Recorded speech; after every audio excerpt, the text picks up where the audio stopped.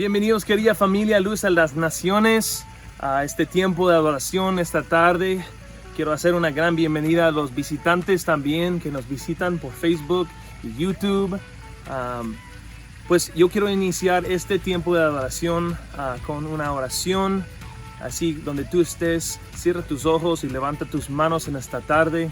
Invita a la presencia de Dios a estar con nosotros en este tiempo. Señor, digamos en esta tarde y declaramos en esta tarde que este tiempo es para ti, Señor. Esta adoración, esta alabanza, Señor, es para ti esta tarde. Y te invitamos a habitar aquí con nosotros, porque tú dices, así como digo cada semana, que tú dices en tu palabra que tú estás entronado sobre las alabanzas de tu pueblo. Así que venga, Señor, y sea entronado sobre nuestras alabanzas, sobre nuestros cantos, Señor, hacia ti. Y Señor, cambia nuestros corazones, que se conforme a tu corazón, Señor.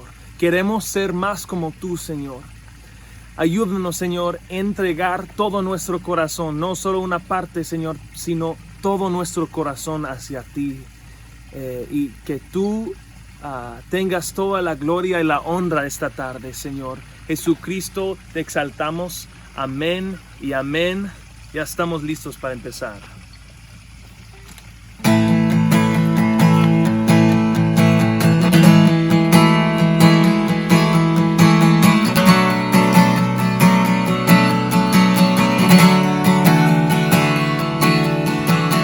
Rey de reyes, y adoramos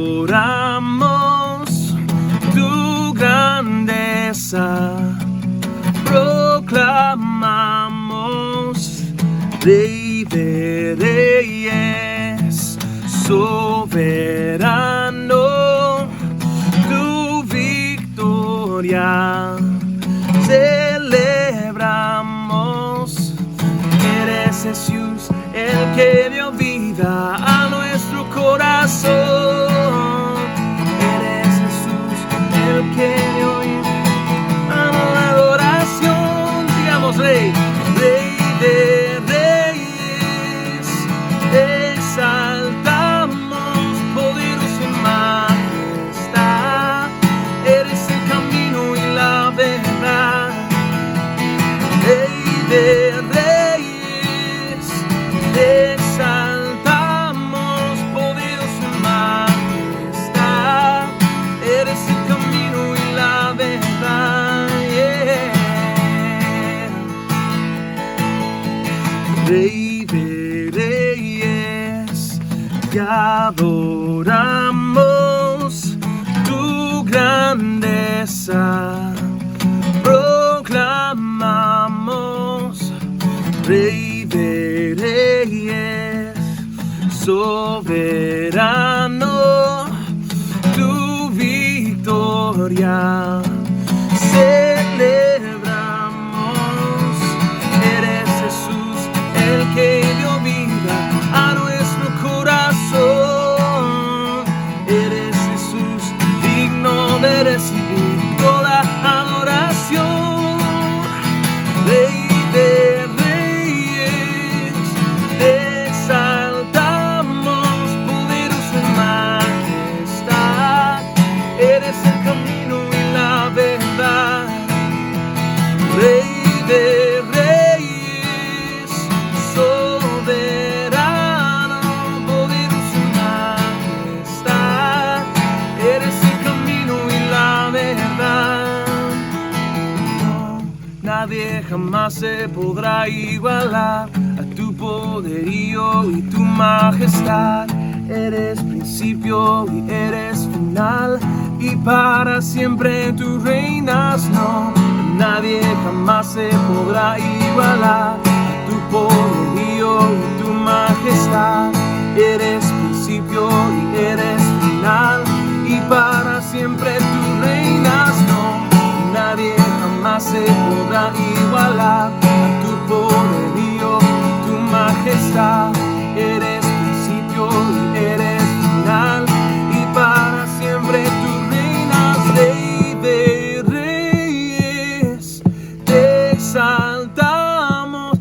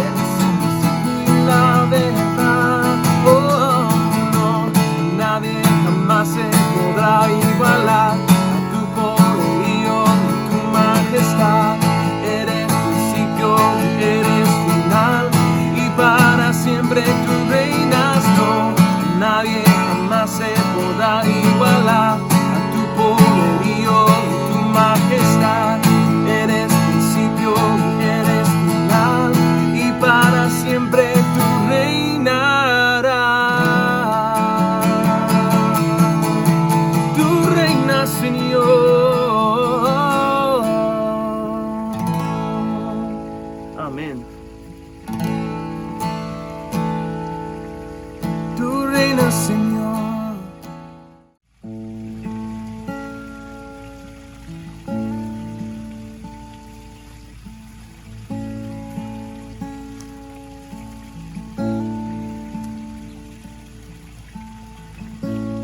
Hoy te rindo mi ser, te doy mi corazón. Yo vivo para ti en cada palpitar, mientras hay aliento en mí. Dios, haz tu obra en mí. Haz tu obra en mí, haz tu obra en mí.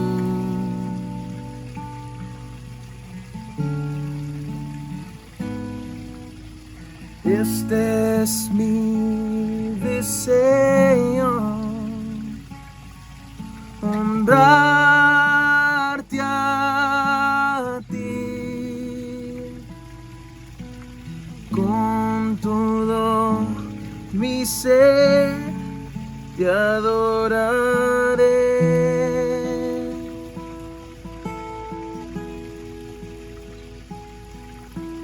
con todas mis fuerzas, te alabaré.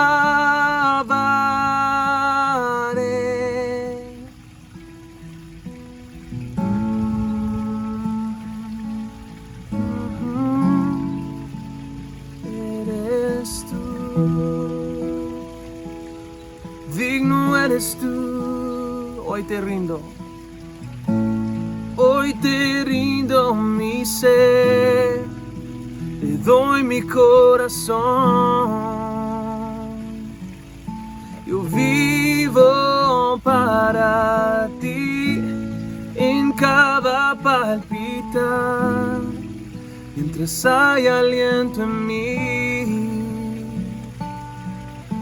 Dios, haz tu obra en mí. Hoy te rindo mi ser, te doy mi corazón.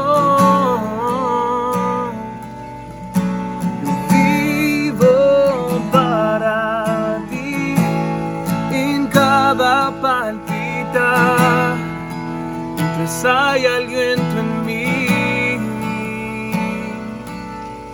Dios, haz tu obra en mí.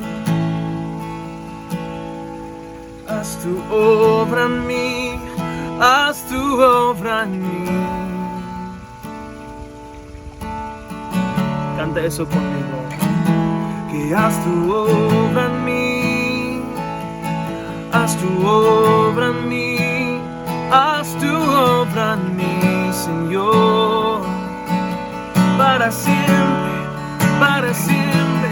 haz tu obra en mí, haz tu obra en mí, haz tu obra en mí. Oh, hoy te rindo mi ser, doy mi corazón.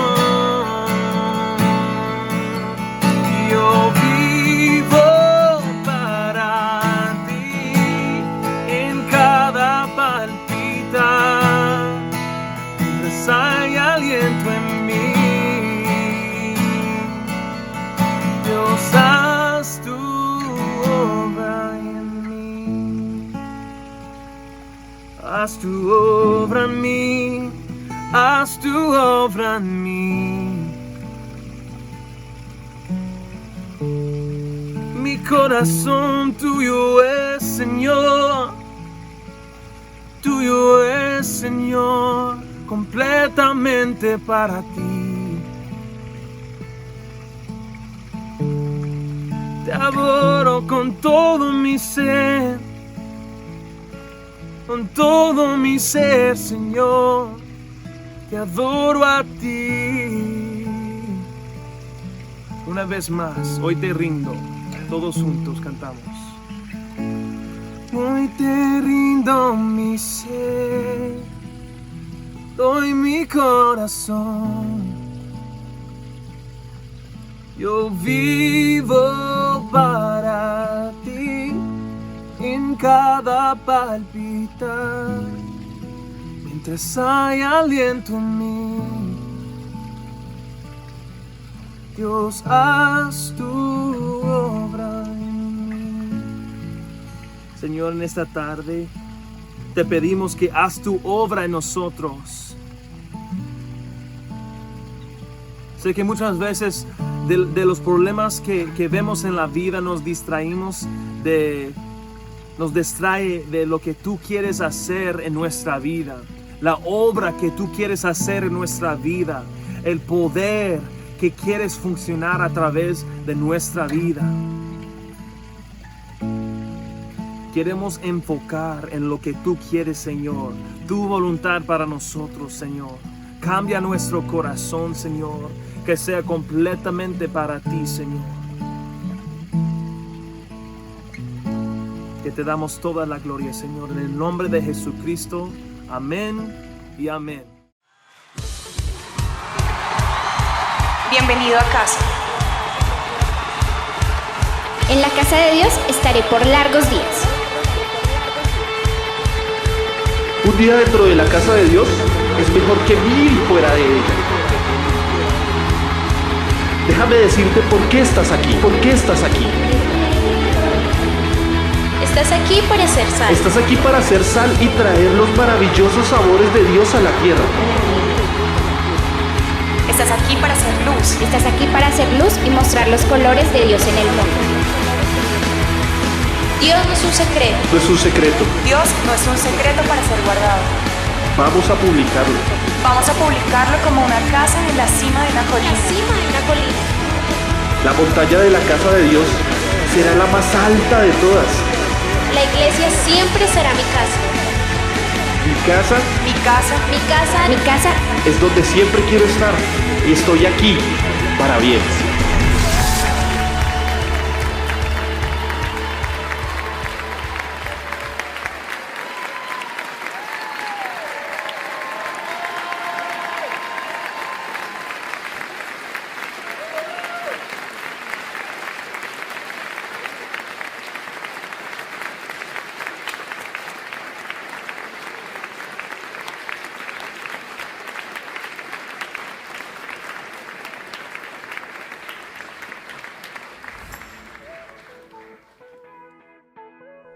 Bendiciones y saludo cordial, familia y amigos. Bienvenidos a Iglesia en Casa. Nos da muchísimo gusto pues que nos acompañes en este día. Hoy tenemos un tema supremamente importante para compartir. Estamos culminando nuestra enseñanza sobre el rapto de la iglesia.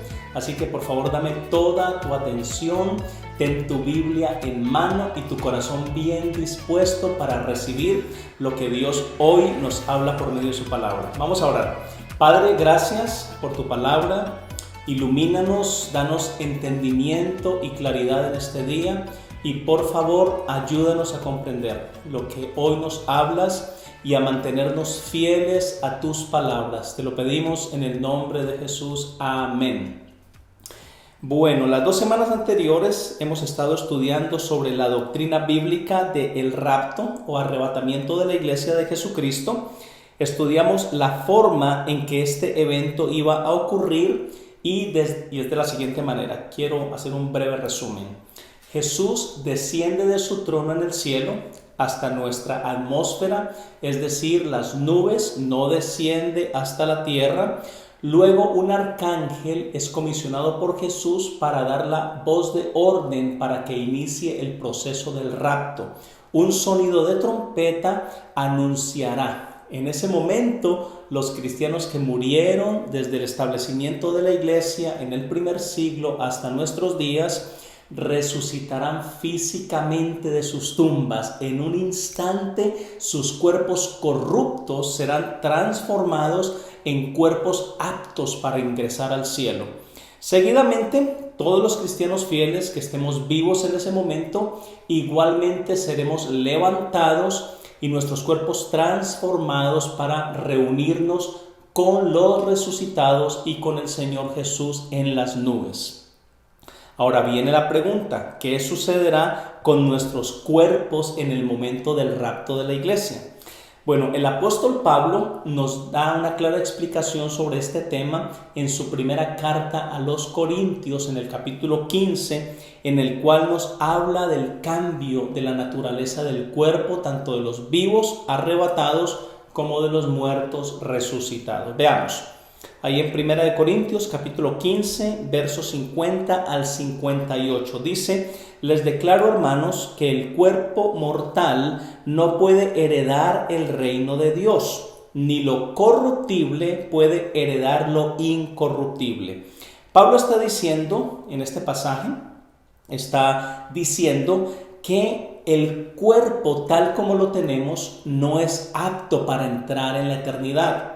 Y esta es la razón. Miremos lo que dice Génesis capítulo 2, verso 17. Dice: pero del árbol del conocimiento del bien y del mal no comerás, porque el día que de él comieres ciertamente morirás. Ese acto de desobediencia de Adán y Eva trajo la muerte a la raza humana, la muerte tanto física como espiritual. Ahora, un capítulo más adelante, ahí en Génesis capítulo 3, versos 17 al 19, dice: y al hombre dijo, después de haber pecado, dice: y al hombre le dijo, Dios les dijo: por cuanto obedeciste a la voz de tu esposa y comiste del árbol de que te mandé diciendo, no comerás de él, maldita será la tierra por tu causa, con dolor comerás de ella todos los días de tu vida, espinos y cardos te producirá, y comerás plantas del campo.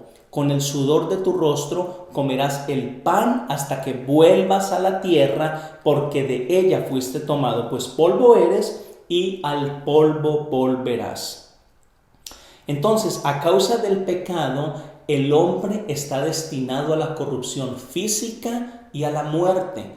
Todos los seres humanos fuimos afectados entonces de forma hereditaria y fuimos contaminados con el pecado y la culpa de Adán, según lo dice Romanos capítulo 5:12, que dice: por tanto, como el pecado entró en el mundo por un hombre y por el pecado la muerte, y así la muerte pasó a todos los hombres por cuanto todos pecaron.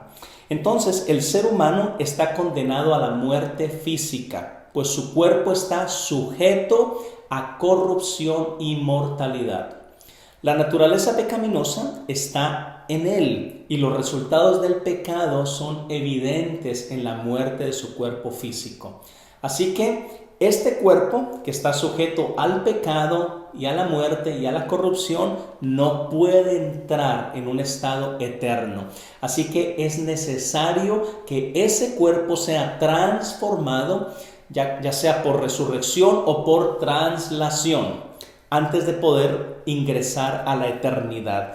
De esto nos hablan los versículos 51 al 53. Vamos a mirarlos allí mismo. Verso 51 dice: fíjense bien en el misterio que les voy a revelar. Esto está diciéndolo Pablo en el pasaje que estamos estudiando. Dice que es un misterio. No todos moriremos, pero todos seremos transformados. En un instante, en un abrir y cerrar de ojos, al toque final de la trompeta, pues sonará la trompeta, los muertos resucitarán con un cuerpo incorruptible y nosotros seremos transformados. Verso 53, porque lo corruptible tiene que revestirse de lo incorruptible y lo mortal de inmortalidad. Entonces Pablo nos habla de un misterio revelado, que habrá algunos que van a morir y otros que experimentarán el rapto estando vivos. También nos habla de lo instantáneo que va a ser esa transformación. Dice que tomará lugar en un instante, algo rápido. Ocurrirá repentinamente como un relámpago que ilumina algo y luego ya no vemos nada. Pablo entonces menciona que este evento ocurrirá a la final trompeta. Ahora, hay algunos que creen que ocurrirá a la mitad de la tribulación y están los que creen que será después de la tribulación. Ellos tratan de identificar esto con la séptima trompeta del Apocalipsis, Pero esto no es lo que Pablo quiso decir con la final trompeta, pues en el tiempo en que fue escrita la primera carta a los Corintios, que es el pasaje que estamos leyendo, Juan el apóstol todavía no había escrito el Apocalipsis. Entonces los corintios no tenían conocimiento de las 7 trompetas que nos habla el Apocalipsis. El único conocimiento que ellos tenían acerca de las trompetas es del que se está hablando pues en el Antiguo Testamento, especialmente las fiestas de las trompetas. La final trompeta entonces se refiere a esa fiesta, a esa práctica de los judíos de sonar trompetas durante esas fiestas de cada año. Durante esta ceremonia hay una serie de sonidos de trompetas cortos que culminan con un sonido largo que llaman ellos Tekiah Gedaloa, que significa el gran sonido de trompeta. A este es al que Pablo se refería cuando dijo la final trompeta. Así que al sonido de la trompeta, los cristianos que han muerto serán entonces resucitados, incorruptibles, y luego los cristianos vivos seremos transformados, y esta resurrección pues convertirá a los cuerpos corruptos, es decir, a los cuerpos que están descompuestos y contaminados, etcétera, los convertirá en cuerpos incorruptibles o que nunca volverán a morir, o van a estar sujetos nuevamente al pecado, o no van a estar sujetos a corrupción. Luego Pablo dice que los que estemos con vida nos vestiremos entonces de inmortalidad al ser trasladados en el rapto. Ahora, la Biblia no nos da mucha revelación acerca de la naturaleza de ese cuerpo glorificado, pero el apóstol Pablo claramente nos describe algunos detalles sobre la resurrección del cuerpo. Eso lo encontramos en 1 Corintios capítulo 15, verso 35 al 49. Vamos a mirar el verso 5, dice: pero alguien podría preguntar, ¿cómo resucitarán los muertos? ¿Qué clase de cuerpos tendrán? Observa lo que él dice. Verso 36, dice él: ¿qué pregunta tan tonta? Cuando pones una semilla en la tierra, esta no crece y llega a ser una planta a menos que muera primero. Esta es precisamente la pregunta que estamos resolviendo. ¿Cómo será la resurrección? ¿Y qué tipo de cuerpo tendrán los que resuciten? Pues Pablo ofrece aquí un ejemplo básico de la naturaleza. Nos habla de una semilla. Dice que para que pueda surgir de la tierra como una nueva planta, un nuevo árbol, esta semilla debe entonces morir primero. Luego dice el verso 37, escucha: y lo que pones en el suelo, dice, no es la planta que crecerá, sino tan solo una simple semilla de trigo o de lo que esté sembrando. Verso 38. Luego Dios le da el cuerpo nuevo que Él quiere que tenga. De cada clase de semilla crece una planta diferente. Verso 39. De modo parecido hay diferentes clases de carne. Una para los humanos, otra carne es la de los animales, otra para las aves y otra para los peces. Entonces, Pablo en este pasaje que estamos estudiando menciona por lo menos 6 cosas acerca de los cuerpos resucitados en estos versículos del 42 al 49, y luego vamos a mirar el versículo 53. Verso 42, présteme por favor toda su atención. Dice aquí Pablo: lo mismo sucede con la resurrección de los muertos.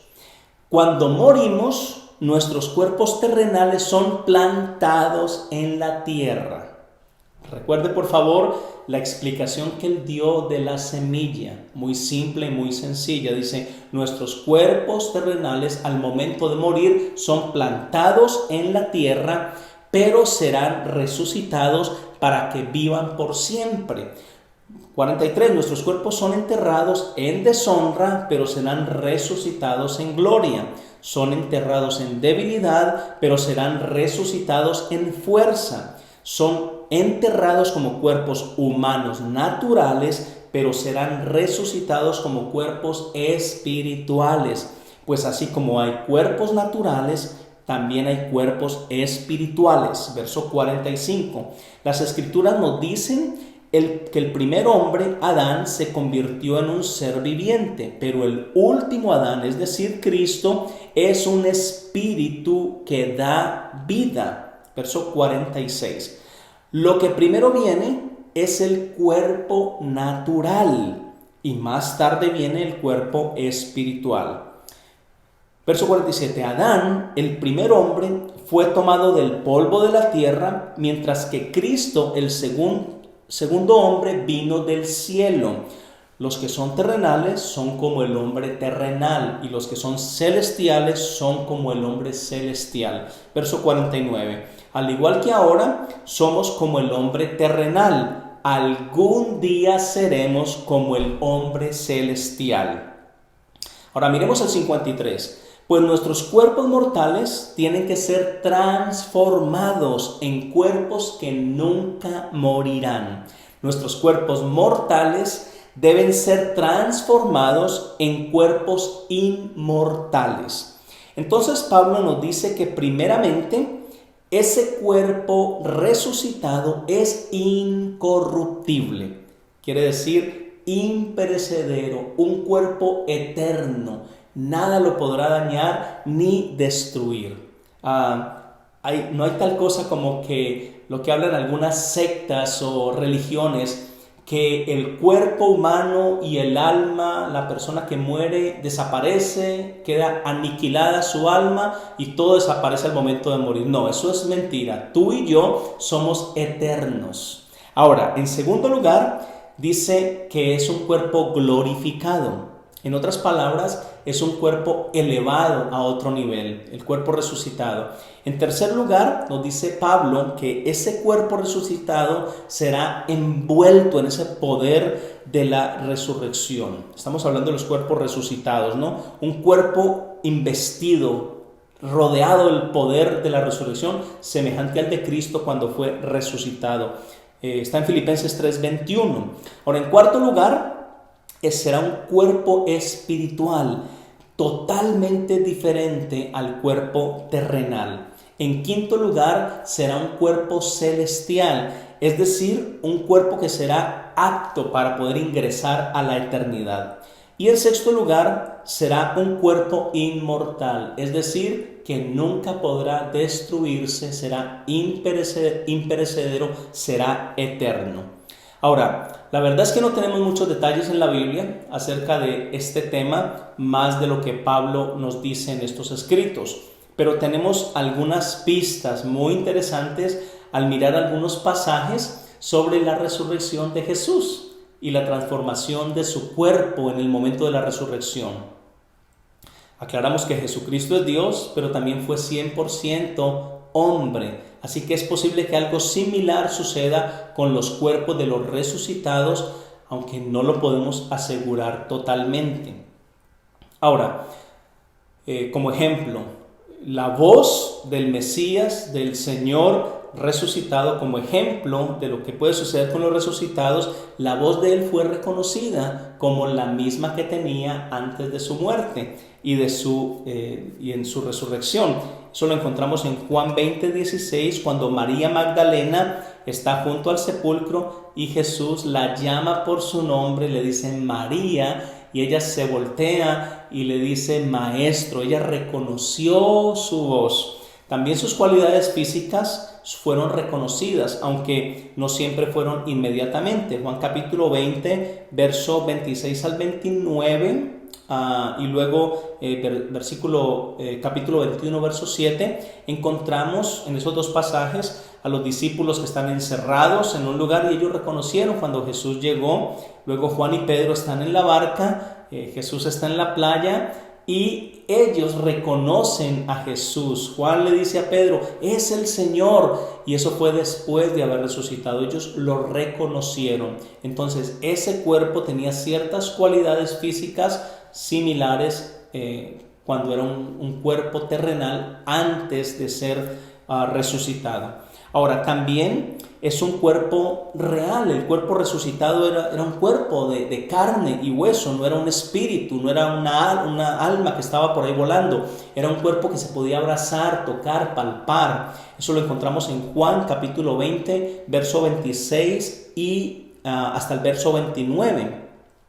Vemos allí cuando Jesús no permitió que María Magdalena lo tocara, le dijo, no me toques. Pero más tarde vemos también cómo le dice a Tomás, toca con tus dedos mis manos y mis heridas y mete tu mano en mi costado. Entonces eso le dice a Tomás, era un cuerpo que podía tocarse, se podía palpar, no era un espíritu.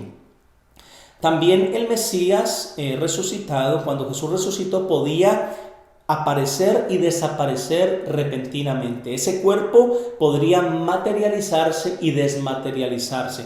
Eso lo encontramos en Lucas capítulo 24, verso 31, cuando los 2 discípulos van camino hacia Emaús después de que Cristo ha muerto. Y dice allí en esta escritura que Jesús se une en el camino con ellos, está hablando con ellos y también después de un momento a otro desaparece de su vista. También vemos cuando estuvo el Señor Jesús allí con sus discípulos, ellos estaban encerrados en un lugar, las puertas cerradas, y Jesús atravesó las paredes y apareció allí adentro. Eso está en Juan capítulo 20, verso 19. Todo estaba cerrado y Jesús entró, atravesó las paredes y estuvo allí con sus discípulos. También este cuerpo resucitado de Jesús podía comer, ingerir alimentos. Eso lo encontramos en Lucas capítulo 24, verso 41 al 43. La escritura nos dice que él comió pescado asado y comió miel estando con sus discípulos en la playa. Esto sucedió después de haber resucitado. Ahora, aclaro nuevamente, muchas de estas características pueden ser o no verdad para los cuerpos de los creyentes resucitados o que serán arrebatados. Eso no lo sabremos hasta que el rapto tome lugar. Ahora, finalmente, en los versículos 54 al 58, el resultado de la resurrección y la transformación de los cuerpos será entonces la victoria última y final sobre el pecado y sobre la muerte. Miremos lo que dice 1 Corintios capítulo 15, versos 54 al 58. Y esto es Pablo hace alusión aquí a las escrituras del Antiguo Testamento que están en Isaías 25, 8 y también en Oseas capítulo 13, verso 14. Dice allí el apóstol Pablo, verso 54. Entonces, cuando nuestros cuerpos mortales hayan sido transformados, oído a esto, en cuerpos que nunca morirán, se cumplirá la siguiente escritura: la muerte es devorada en victoria. Verso 55. Dice allí: oh muerte, ¿dónde está tu victoria? Oh muerte, ¿dónde está tu aguijón? Pues el pecado es el aguijón que termina en muerte, y la ley le da al pecado su poder. Verso 57. Pero gracias a Dios, Él nos da la victoria sobre el pecado y la muerte por medio de nuestro Señor Jesucristo. Por lo tanto, mis amados hermanos, dice allí, permanezcan fuertes y constantes. Trabajen siempre para el Señor con entusiasmo, porque ustedes saben que nada de lo que hacemos para el Señor es inútil. Ahora, resolvamos entonces la pregunta: ¿en qué momento ocurrirá el rapto? Es importante que esto lo podamos comprender. ¿En qué momento va a suceder el rapto? Ahora, no me estoy refiriendo al evento en sí en forma general, pues ya sabemos que nadie sabe ni el día ni la hora, solamente Dios sabe eso. A lo que me estoy refiriendo es en referencia a los 7 años de la tribulación, si el rapto va a ser antes de la tribulación, en medio de la tribulación o después de la tribulación. Entonces las escrituras claramente nos enseñan que el rapto tomará lugar antes de la tribulación. Y por favor, antes de que manifiestes quizá tu desacuerdo, permíteme por favor darte algunas evidencias bíblicas. Yo sé que hay una gran controversia teológica frente a este asunto del rapto. Entonces, lo primero es que no existe ni un solo pasaje bíblico que hable de la tribulación en el cual se mencione la presencia de la iglesia de Cristo. Ahora, la Biblia menciona que santos o servidores de Dios, y cuando me refiero a santos me refiero a creyentes, hombres y mujeres de Dios, personas, servidores del Señor Jesucristo. La Biblia menciona que estos servidores de Dios estarán en la tribulación, pero esto no prueba ni quiere decir que se trata de la iglesia la que estará allí. Entonces, de la misma manera que se hable de santos y de siervos de Dios en el Antiguo Testamento, o sea, creyentes en Dios que aparecen en el Antiguo Testamento, eso no prueba ni quiere decir que la iglesia estaba en el Antiguo Testamento. Tiene sentido, ¿verdad? La iglesia inició o nació en el Pentecostés, después de la resurrección de Cristo, 50 días después de que Él asciende a los cielos. Entonces se da inicio, se funda la iglesia con el ministerio del bautismo en el Espíritu Santo. Así que los creyentes en Dios del Antiguo Testamento no son parte de la iglesia. De la misma manera, la existencia de creyentes en la tribulación no es evidencia de que la iglesia estará allí durante la tribulación. La iglesia se menciona en los capítulos 1 y capítulo 3, y luego más adelante se menciona a la iglesia en los capítulos 19 al 20, y entonces tratan asuntos posteriores a la tribulación. Pero en los capítulos del medio de Apocalipsis 6 al 18, que tratan con el periodo de la tribulación, la iglesia no es mencionada ni una sola vez. Esto es muy extraño. En los capítulos anteriores, el capítulo 1 al 3, se menciona a la iglesia muy enfáticamente y con un papel supremamente importante y protagónico en estos primeros capítulos del libro de Apocalipsis. Ahora, fuera del libro de Apocalipsis, igual es la misma situación. No hay un solo pasaje que trate con la tribulación y que la iglesia sea mencionada. Así que no es posible ir a un pasaje bíblico que hable de la tribulación y que muestre que la iglesia estará allí. Ahora, la segunda cosa o evidencia que indica que el rapto es antes de la tribulación la encontramos en Lucas capítulo 21, verso 34 al 36. Vamos a mirarlo. Dice, tengan cuidado, está hablando Jesús, dice, no sea que se les endurezca el corazón por el vicio, la embriaguez y las preocupaciones. Mire por lo que se endurece el corazón del ser humano, por el vicio, por la embriaguez y por las preocupaciones de esta vida. De otra manera, dice allí, dice Jesús, aquel día caerá de improviso sobre ustedes, pues vendrá como una trampa sobre todos los habitantes de la tierra. Verso 36, estén siempre vigilantes y oren para que puedan escapar, oído lo que dice, para que puedan escapar de todo lo que está por suceder, tiempo futuro, todo lo que está por suceder, y entonces dice presentarse, dice escaparse de lo que está por suceder y presentarse delante del Hijo del Hombre. Entonces, después de describir los terribles eventos de la tribulación y del fin del mundo, Jesús dice en el versículo 35 que estamos leyendo, que la tribulación, vendrá sobre todos los habitantes de la tierra. Ese juicio, ese castigo, o en otras palabras, lo que está diciendo allí, ninguno que habite la tierra podrá escapar del juicio y de la prueba que vendrá sobre la tierra. Entonces, las palabras de Jesús no permiten aquí excepciones. Si una persona, si alguien está en la tierra durante ese tiempo, no podrá escapar de este juicio, de este castigo de la tribulación. Ahora, si habrá una manera de escapar de todas estas cosas que estarán por suceder según el versículo 36, allí mismo no lo dice.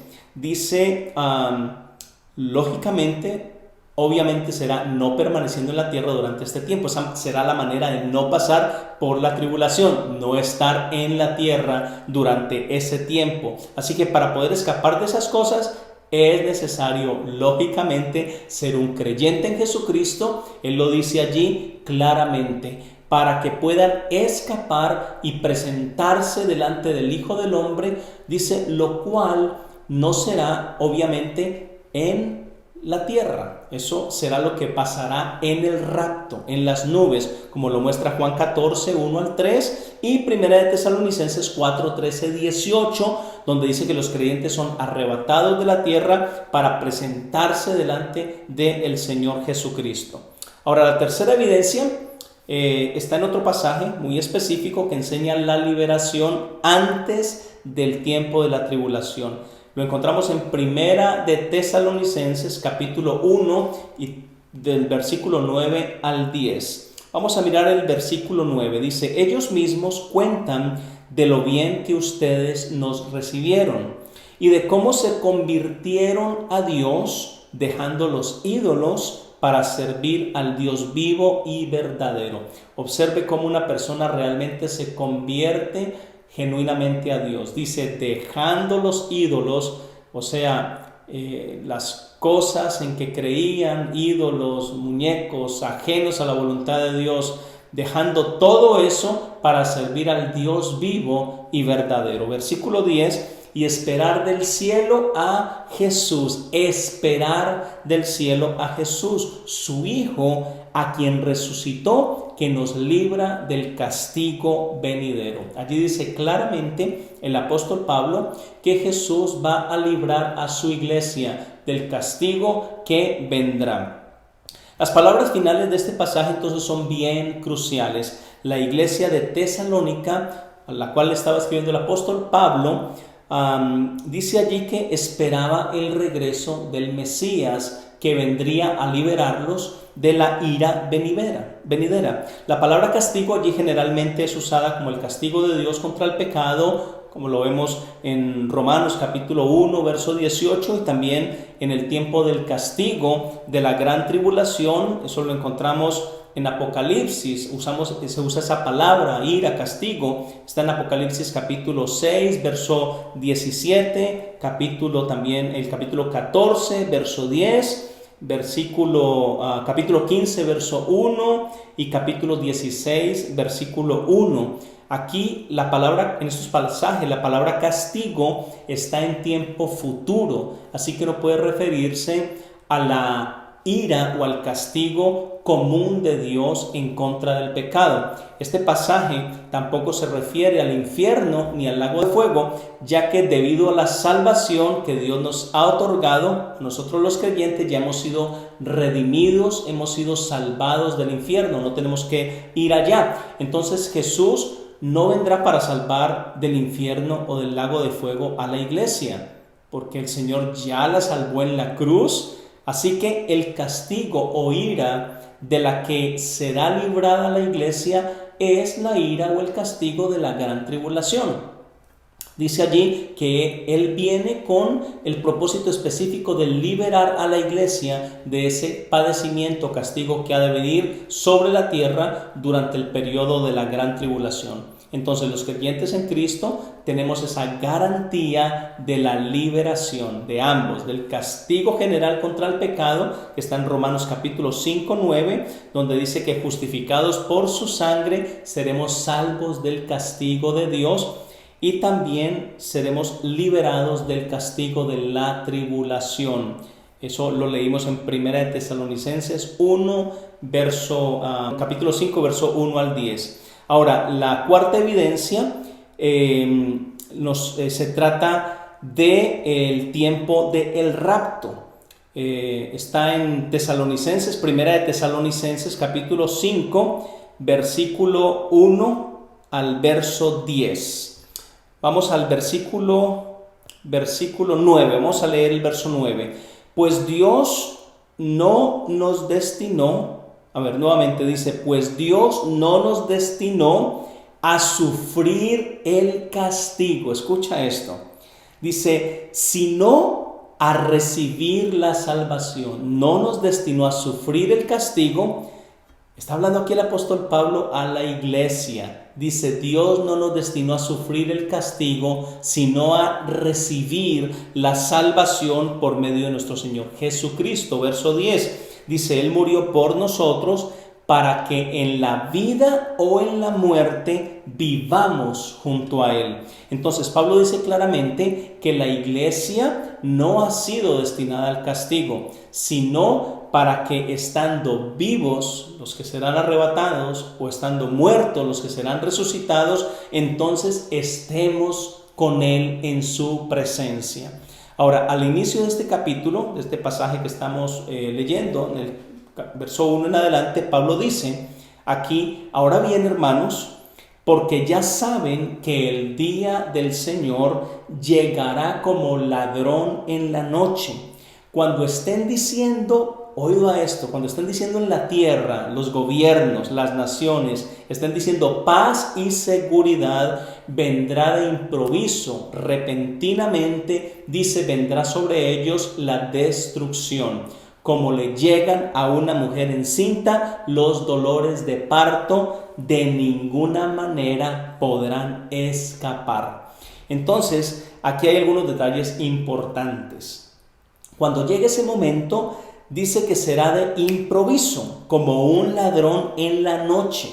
Y dice, no podrán escapar. Eso es en un momento. Dice que la tierra entera estarán celebrando paz, seguridad, que es algo que ya ampliamente se está tratando en diferentes naciones y gobiernos, políticamente, etc. Dice allí que cuando se esté hablando en la tierra acerca de eso, en ese momento de paz, se esté firmando un tratado de paz por 7 años, de seguridad, de bienestar, todo el mundo va a estar feliz y contento. Dice que en ese momento de repente vendrá la destrucción. Entonces, la iglesia no estará en ese tiempo de destrucción, pues no está destinada a recibir ningún castigo, porque la iglesia ya ha sido salvada por su Redentor. Entonces, la iglesia no estará durante ese tiempo de prueba y castigo de la tribulación. Vamos a la quinta evidencia. Está en el versículo, un versículo muy clave que trata con el tiempo también del rapto. Y está en Apocalipsis capítulo 3, versículo 10 al 11. Dice allí, es uno de los mensajes que da Jesús a las iglesias del Apocalipsis. Dice, tú obedeciste mi mandato de resistir pacientemente. Por eso te protegeré del tiempo de sufrimiento. Aquí está hablando Jesús, está dándole un mensaje a la iglesia. Te protegeré del tiempo de sufrimiento que vendrá sobre todo el mundo. Dice allí, muy claro, que vendrá sobre todo el mundo. Y la razón es para poner a prueba a los habitantes de la tierra. Verso 11. Jesús dice, vendré pronto, sigue fiel como hasta ahora y nadie te quitará tu premio.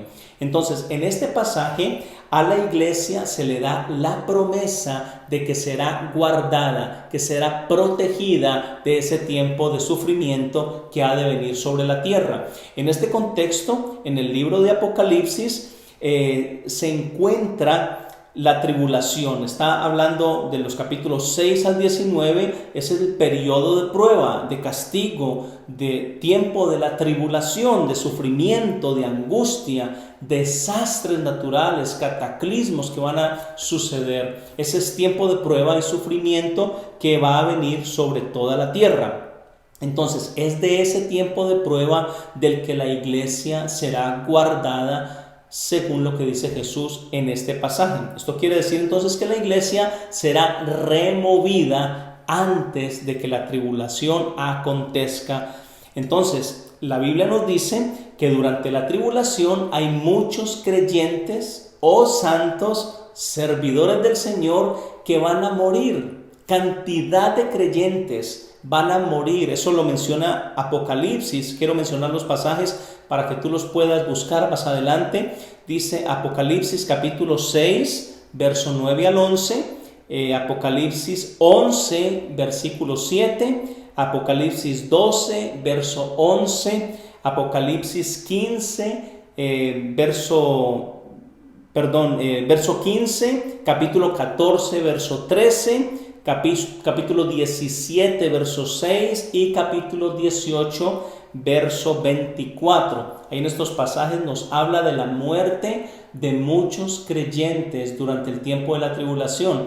Así que si esos creyentes son parte de la iglesia del Señor, algo anda mal con lo que Jesús le prometió a su iglesia, porque Él le prometió a su iglesia que serían guardados del tiempo de la prueba o de castigo que habría de venir sobre la tierra. Entonces, estos son creyentes que van a estar durante la tribulación, quizá judíos que se convirtieron a Cristo o personas que no conocían a Cristo y se convirtieron durante la tribulación. Eso quizá lo veremos más adelante en otro tema.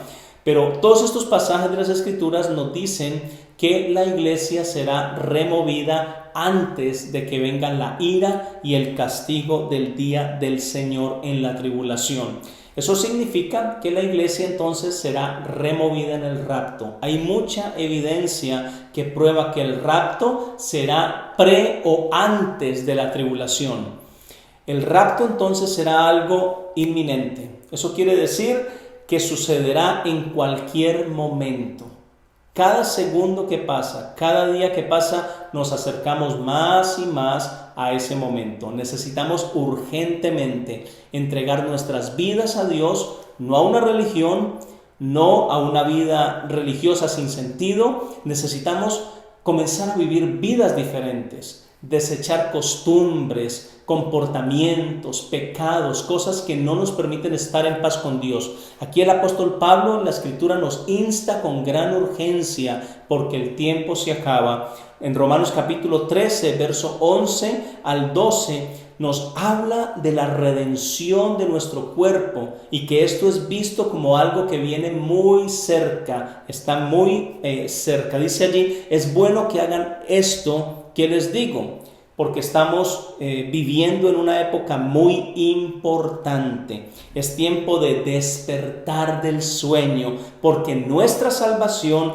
está más cerca ahora de que cuando empezamos a creer. Verso 12 dice, la noche ya se está acabando y el día está por comenzar. Entonces dejemos a un lado las obras de la oscuridad y dice, y pongámonos las armas de la luz. Ahora, para terminar, resumo un poco las palabras del apóstol Santiago en el capítulo 5, versos 7 al 9, cuando dice, hermanos, tengan paciencia hasta que el Señor regrese. Verso 8, manténganse firmes porque el Señor regresa pronto. Verso 9, miren, el juez está esperando en la puerta, listo para entrar.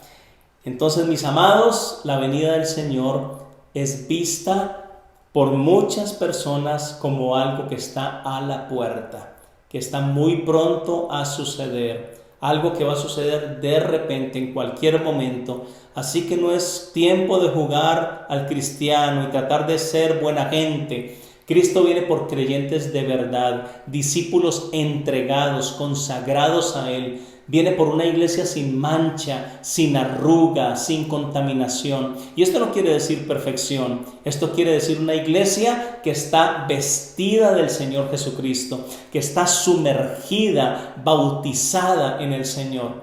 La palabra de Dios en el último capítulo de Apocalipsis nos recalca esa venida y el clamor del Espíritu de Dios que está en esta tierra al unísono, en unión con la iglesia, diciendo y clamando, ven Señor Jesús. Miremos rápidamente Apocalipsis 22, verso 17 al 21, el último capítulo de la Biblia. Ahí termina la Biblia, dice, el Espíritu y la novia del Cordero dicen, ven. Que todos los que escuchen también digan, ven. Que todo el que tenga sed y quiera, venga y beba gratis del agua de la vida. Verso 20, Jesús, el que da testimonio de que estas palabras son ciertas, dice, sí, vengo pronto, así sea, ven Señor Jesús. Que el generoso amor del Señor Jesús esté con todos. ¡Wow! Así termina la Biblia. Estas son las últimas palabras de Dios en las Sagradas Escrituras. Sí, vengo pronto. Es una realidad. Aunque para muchos les cueste creer, les cause gracia, se burlen y les parezca un chiste, es una realidad. Va a ocurrir en cualquier momento y necesitamos estar listos para la cita más importante de toda nuestra vida, nuestro encuentro con nuestro Señor Jesús. Mi deseo, mi oración, es que ese encuentro sea en las nubes, no el día del juicio final. Que ese encuentro tuyo con Él sea en el rapto y no cuando estés delante del trono de Dios como juez en el día del juicio final. Después de la última resurrección de los muertos, ya en ese momento no habrá oportunidad, ya no habrá oportunidad de salvación. El día de salvación es hoy. Hoy tienes que aceptar a Jesús en tu vida y darle a Él completa y totalmente las riendas de tu existencia. Así que esa es la invitación que hoy te hago en este día. Si quieres aceptar a Dios en tu vida, haz esta oración conmigo, por favor. Di: Señor Jesús, hoy te entrego mi vida. Creo que diste tu vida en la cruz para perdonar mis pecados. Hoy me arrepiento de toda mi maldad y de todo mi pecado. Y te acepto como mi único Señor y mi único Salvador. Quiero vivir para ti siempre, Señor. Cambia mi vida. Úsame para que otros te puedan conocer a ti a través de mí. Padre Dios, gracias por hacerme tu hijo. Hoy recibo el regalo de la salvación y creo en mi corazón que estaré contigo por toda la eternidad. Ayúdame a permanecer fiel a ti y a crecer en tus caminos. Y todo esto te lo pido en el nombre de Jesucristo. Amén y amén. ¡Wow! ¡Qué bien! Felicidades y bienvenido a la familia de Dios, la familia más grande que existe sobre la faz de la tierra. Unos pequeños consejos. Lee tu Biblia todos los días. Ora, habla con tu Padre Celestial todos los días. Reúnete con otros creyentes, con gente de Dios, para que te ayuden a crecer en tu vida cristiana. Y por supuesto, síguenos en nuestras reuniones, en nuestros estudios en línea. Si de pronto los ves desde otro país, nos escuchas en otro lugar, por favor déjanos saber en los comentarios cómo ha sido de bendición este mensaje o estos mensajes, lo que está haciendo Dios en tu vida y cómo podemos ayudarte a continuar creciendo en la fe. Y pues que puedas cumplir ese propósito. Envíanos testimonios, preguntas, dudas que tengas y bueno, será un gran honor y poder, un gran honor servirte. Mis queridos amigos, familia, que Dios me los bendiga mucho, que tengan una semana muy bendecida. Déjame por favor bendecirte y orar por ti. Padre, gracias por cada persona que hoy nos está viendo, que está escuchando esta transmisión. Por favor, bendíceles, Dios mío. Protégeles, guárdales de todo mal, de todo peligro, que tu gran poder, tu gran amor se manifiesten a sus vidas, Señor, trayendo sanidad, trayendo libertad, trayendo provisión. Padre, que tu gracia y tu favor les abran camino, les brinden oportunidades nuevas, oportunidades de bendición en cada área de sus vidas. Así lo creemos, lo pedimos, lo recibimos. Lo declaramos en el glorioso nombre de Jesucristo. Amén y amén. Bueno, que Dios te bendiga. Próxima semana continuaremos estudiando un tema muy interesante. No te lo pierdas. Nos vemos el próximo domingo en punto de la 1 p.m. y el miércoles a las 7:30 en nuestro tiempo de discipulado y oración en Casa de Luz a través de Zoom y Facebook Live. Bendiciones y un gran abrazo.